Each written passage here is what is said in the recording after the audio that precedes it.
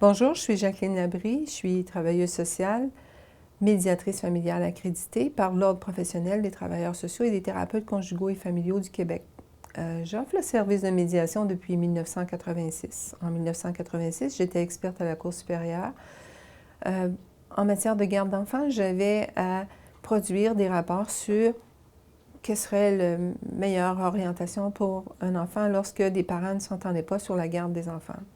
Cette expérience m'a amenée à constater que les familles avaient besoin d'un service peut-être plus humain, plus près de leur réalité et qui allait leur permettre de reprendre en main le devenir de la famille. Qu'est-ce qu'on offre en médiation? C'est un lieu d'abord, un lieu d'échange, un accompagnement professionnel pour permettre aux parents de négocier entre eux l'organisation du temps de vie avec les enfants, le partage des responsabilités financières et le partage des biens qu'on doit nécessairement faire suite à la rupture.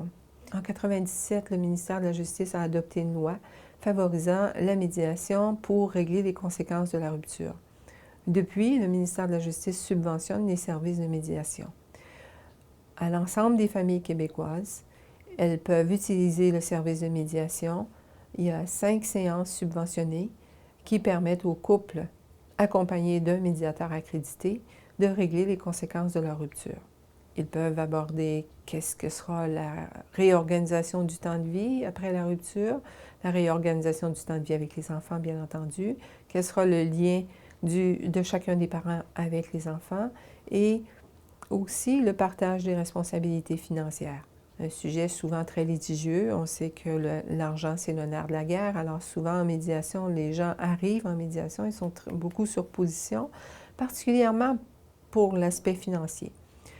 Et la médiation va permettre de démystifier toute cette dimension-là de leur rapport dans le futur et de mettre des règles autour du partage des relations à l'argent et des relations aux finances dans la famille, va permettre de résoudre une bonne partie de leurs conflits.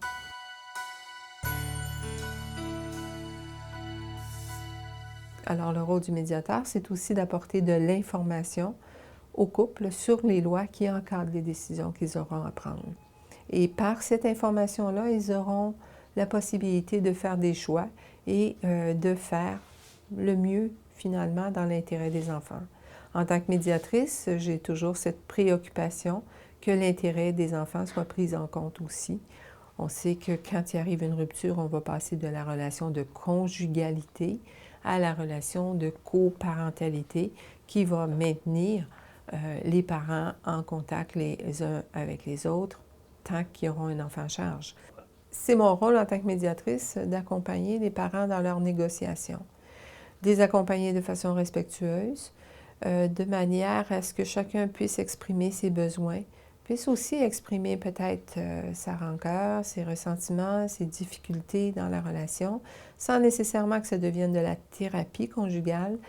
Ça a un effet thérapeutique pour eux parce qu'on a un espace, un lieu où ils peuvent se dire et boucler souvent la boucle qui n'avait pas été bouclée lors de la rupture.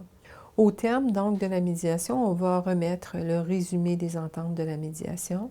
C'est un document qui appartient aux parents et qui leur permettra par la suite de s'adresser à la Cour pour obtenir un jugement sur leur entente.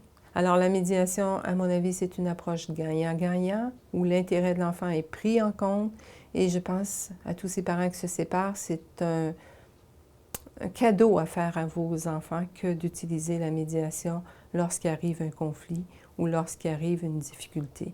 Alors, en médiation, c'est la place pour les parents d'exprimer leurs besoins et leur façon de voir le règlement au-delà de ce que la loi peut aussi leur apporter comme encadrement. Je pense à un couple où est-ce que monsieur dit à madame: oui, la loi me permet de partager ton fonds de pension, me permet d'avoir accès à tes économies, mais selon mes valeurs, selon ce que je suis, selon mes principes, je n'arriverai pas à être confortable à demander un partage de ton fonds de pension ou de tes avoirs parce que la loi le permet.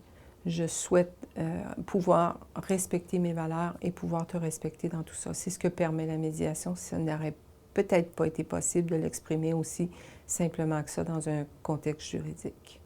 Chez Médiation professionnelle, on est beaucoup axé sur la rapidité, il n'y a pas de liste d'attente. On veut s'assurer que vous puissiez avoir accès aux services dans les meilleures conditions.